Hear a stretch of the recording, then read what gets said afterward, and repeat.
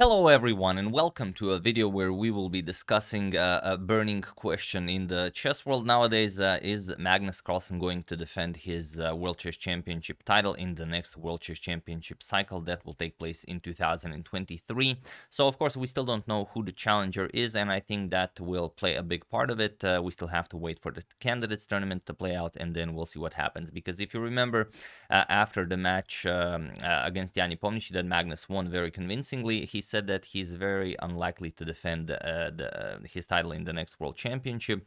And another interview was conducted with Magnus, I believe a few days ago, by Tarjei Svensson for the Norwegian television. It has been translated in English, so if you guys want to check it out, I will put a link in the description below. It is on Chess24. But basically, what Magnus said is that if there is anyone who expects and still hopes that I will say yes to playing, I will have to prepare them to be disappointed. And he also points out that I wanted to quit while on top, and it's clearly what's most likely to happen. But who knows, I have changed opinions before, but when I have the same feeling for too long, it rarely changes back. So no, I'm not closer to playing a title match than I was after the World Chess Championship match. So that being said, it still doesn't seem that the public is convinced of what Magnus is saying. Just earlier today, I think some 5 hours ago, I created a Twitter poll where I asked, will Magnus defend his title in the next World Chess Championship match? And okay, the poll is supposed to be 24 hours, but already after a few hours, you can see that 76.7% of you are thinking that he will defend his title regardless of what he's saying, and only 23.3% are saying that he will not defend his title. So I am very much interested in your opinion in this. And well, feel free to share that in the comment section as well. Now, I also thought, as this is something that I haven't done on the channel so far, maybe you guys would be interested in what the history of the World Chess Championship looked like.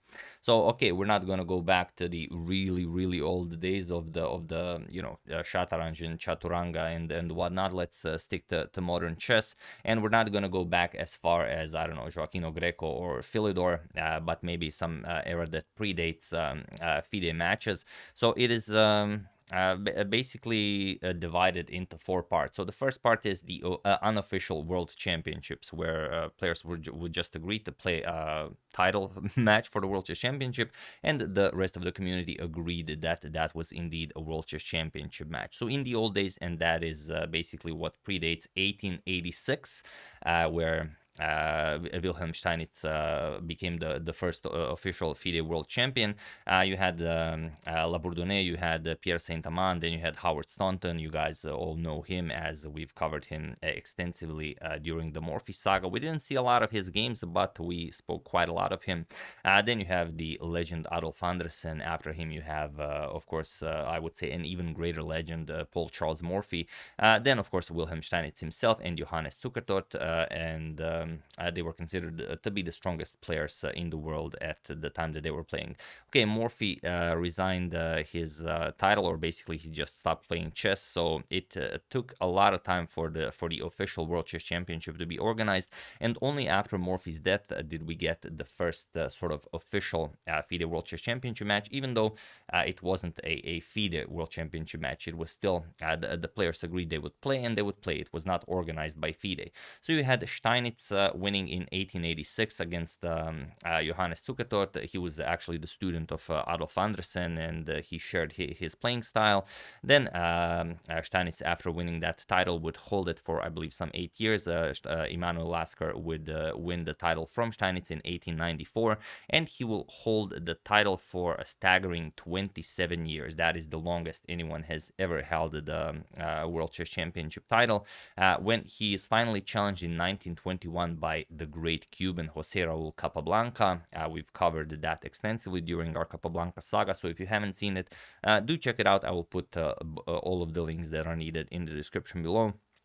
You can see that if you guys have watched the saga, that the match itself wasn't all that interesting, but the negotiations that led to the match were just incredible. And Lasker didn't face Capablanca as the world champion. He resigned the title and then he challenged Capablanca as the challenger, and Capablanca won that very convincingly. Then, if we had continued in this direction, then you would have Alexander Alechin, who takes the title away from Jose Raul Capablanca 6 years after that in 1927, and he holds it basically for the rest of his life. He does lose the title for a very brief time in 1935.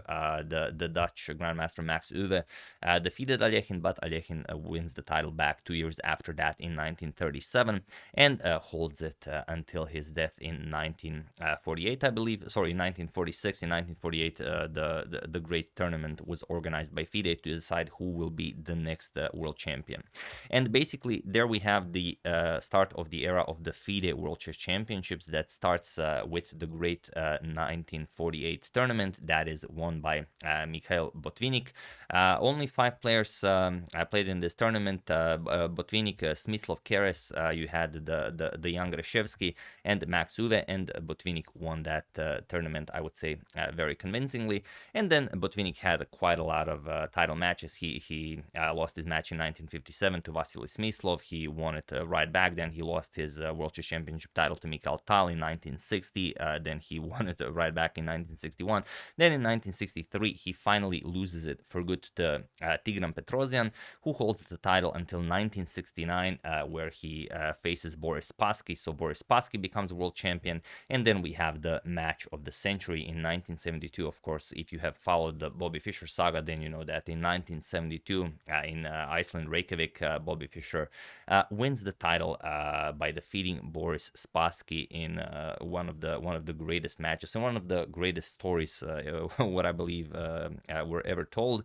So if you haven't seen it, do check out the Fischer saga as well. It's kind of a it belongs to some of my older videos, so the videos are only at 30 frames per second, but I hope you don't hold that against me. It's quite enjoyable. And then what is supposed to be the greatest match after that, the 1975 match between Bobby Fischer and Anatoly Karpov, never actually happens, as Bobby Fischer decides not to play for the title. He had quite a lot of well, sort of ideas that should be fulfilled for the match to ever take place. Of course, FIDE could not oblige, and then the match never took place. But if you were following the Bobby Fischer saga, you kind of had this, well, sort of a premonition that even though Spassky was Fischer's main opponent, it was always Karpov who was sort of becoming stronger and stronger in the back of the story, because in the training camp where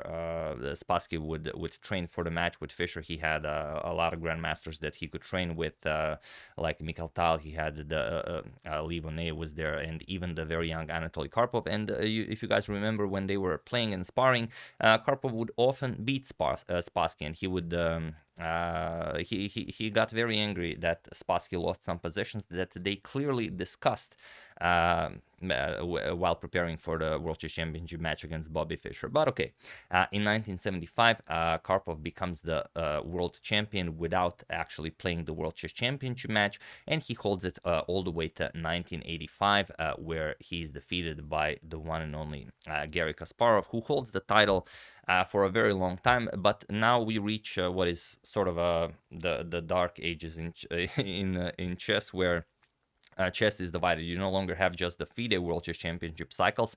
You have the FIDE World Chess Championship cycles, and you have the Classical World Chess Championship cycles, or so they were called under an association well, started by Kasparov, the Professional Chess Association. And then we had dual World Chess Championships. You had World Championships of one organization, and you had the World Championships of other organization. So first Kasparov and Nigel Short broke away from FIDE, and then they played their World Chess Championship match in 1993 that Kasparov won, and also Kasparov faced Vishwanathan Anand under the flag of the Professional Chess Association in 1995. And finally, in the year 2000, Kasparov loses his title to Vladimir Kramnik, to the amazement of everyone. I believe even Kramnik mentioned that he was amazed that he actually won the match. But it was, I believe, the first time that Kasparov faced someone who was also preparing with an engine, because the engines weren't incredibly strong in those days, but you could use them very well in some positions, I guess. And that match is very well known as the the Berlin defense match, as Kasparov faced the Berlin defense so many times and he just couldn't break through. In the end, Kramnik won by, I believe, a 2-point margin, and Kasparov did not win a single game. And also under the flag of the Professional Chess PCA, Professional Chess Association, another match was played in 2004. Kramnik played against Peter Leko. The match ended in a draw, and I believe Kramnik retained his title, and that's what was happening in the Professional Chess Association. But in the FIDE World Chess Championship cycles, you had a lot of world champions. Only some of them here I'm going to name. No, I'm going to name all of them. In 1993, you had Anatoly Karpov. In 1999, you had Alexander Khalifman. In 2000, you had Vishwanathan Anand. 2002, Ruslan Ponomaryov. 2004, Rustam Kasimdzhanov. And in 2005, you had Veselin Topalov. And finally, this sort of dark era of chess ends in 2006, where the associations are once again merged together. And in 2006, we have again the original FIDE World Chess Championship, where Veselin Topalov faces Vladimir Kramnik, and Kramnik defeats him. You probably remember this match, as there was quite a lot of talk about this match for some very funny reasons. But yeah, in 2006, we have Kramnik as the world champion. Then he loses his title next year to Vishwanathan Anand, and Anand holds it from 2007 until 2013, when he finally loses the match to Magnus Carlsen. We've covered that match. If you guys haven't seen it, it's a sort of a short Magnus Carlsen saga, and we've discussed it quite a lot. There are some very interesting facts. I even discussed on stuff like what Magnus ate before the match. So if you haven't seen it, I will also put a link to that in the description below, so you're welcome to enjoy that. So basically, since the merger of the professional, not the merger, but since 2006, when we have only the FIDE World Chess Championships, we only had Kramnik, Anand, and Magnus Carlsen as the world champions, and Magnus has held the title ever since 2013. So next year it will be his 10th year as the world champion, and he defended his title successfully. He defended it against Sergei Karyakin, he defended it against Fabiano Caruana, and he defended it against Yangyi Pomnishi, as you've seen in the last one. But also after losing the match in 2013, Vishwanathan Anand also qualified in the next candidates match tournament and challenged Magnus again as the challenger. This time Magnus also defeated him there. We have not covered this match, but I am planning to cover it at some point. I think we've covered like 2 games from that match, which brings us now to 2022, where Magnus is still undecided on whether he will defend his World Chess Championship title in the next match. Now, it would be of course a shame for the chess world if that were to happen. Anyone who is in the candidates tournament deserves a shot at the champ, and I think everyone would be incredibly disappointed if they won the candidates tournament and they did not get to face Magnus, because imagine, okay, I don't know what the concrete procedure will be if Magnus just resigns the title. Will the winner of the candidates tournament automatically be declared as the world champion? But it would be, I don't know. Imagine if let's say Duda wins the candidates tournament, Magnus doesn't want to play. Duda is now the world champion.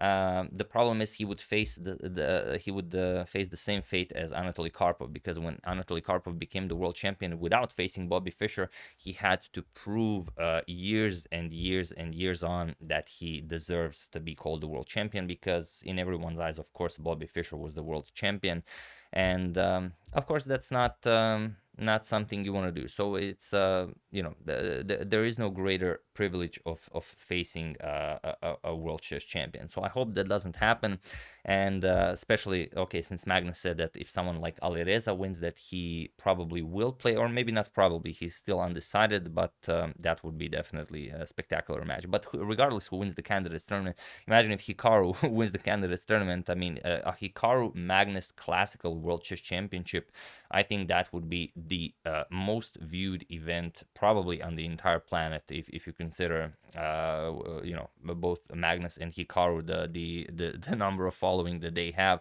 I think that would be, it would be such a shame to deprive the chess world of such an event. But yeah, thought I'd walk you through a short history of the World Chess Champions. So hope you guys enjoyed that, and you can see that there were quite a lot of them, and that it's a very, very interesting story, and I hope that it doesn't end by Magnus resigning his title, and whoever wins the candidates is the next world champion. But yeah, that was just a short overview of chess history. So hope you guys enjoyed this, and as I usually don't I make videos without showing even a single game. Since this is already quite a long video, I decided to show you a really short one. This is from Doha, Qatar in 2015. It was a blitz tiebreak game between Yangyi and Magnus Carlsen. So it's an extremely short one, but a very, very funny one. So hope you guys will enjoy this one. So Yu has the white pieces, and he opens with d4. Magnus plays knight to f6. We have c4, e6. Knight to c3 and bishop to b4. So Magnus goes for the Nimzo-Indian defense. Knight to f3, we have b6, preparing to fianchetto the light square bishop, and e3. So a bit of a different style than what we currently play today, where you have the immediate queen c2 or e3 or even a3 challenging this bishop. But okay, bishop to b7, we have bishop to d3, and now both players castles, and Magnus strikes in the center with c5, as you usually do.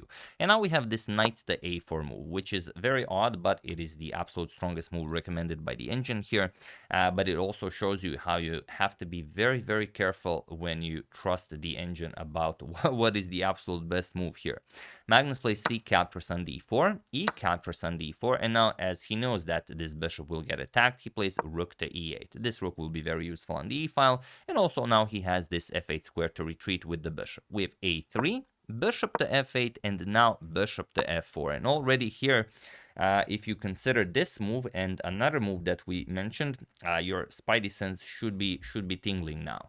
So here Magnus plays bishop captures on f3, queen captures on f3, and now knight to c6, going after the d4 pawn. And of course, Yangyi advances his pawn to d5, captures, attacks the knight, and now knight to e5. And here you pretty much have to capture the knight. You give up the dark square bishop, and then you play something like knight to c3, and everything is perfectly fine. However, after knight to e5 attacking the queen, you played queen back to d1, and now I'm sure your spidey sense is already giving you the correct answer, but if not, feel free to pause the video and win the game for Magnus while I give you a couple of seconds.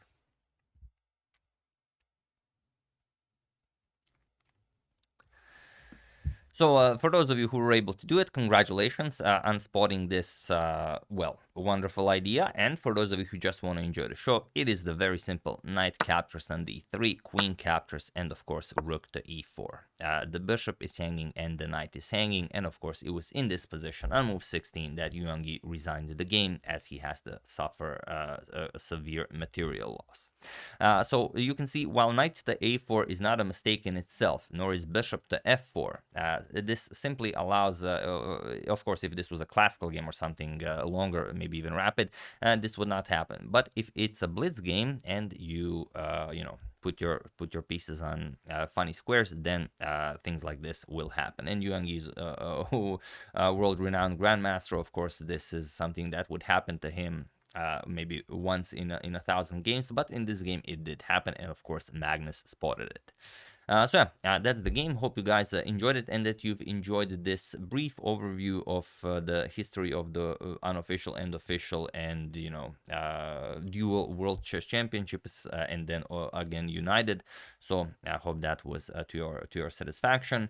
I would like to thank Čuke Vuzongo, Aronu, Nagrađuna Ponugoti, Dave Ellis, Pratame Shekhar Mahajan, and US of the EFRI for a contribution to my channel. Thank you a lot. I really appreciate it. As usual, you can check 2 of my previous videos here. Thank you all for watching, and I will see you soon, continuing to check up on your wonderful suggestions and whatever else is happening in the chess world. So thank you all. I will see you soon, and have an excellent rest of your day, and feel free to comment on your opinion whether Magnus will or will not defend his title in the next World Chess Championship match. See you soon.